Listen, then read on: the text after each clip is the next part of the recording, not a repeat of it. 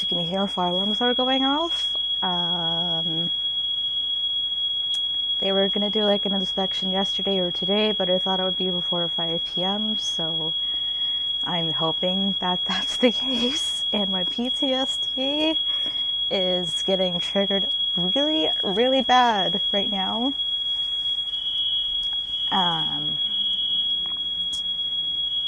So either it's a test, one of the kids pulled the fire alarms, or there's another fire. And it's, I don't know what time it is, but I'm trapped regardless, so I can't really do anything except for shelter in place.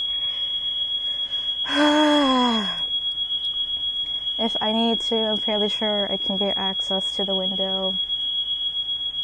So that's what's going on. I'll keep you updated.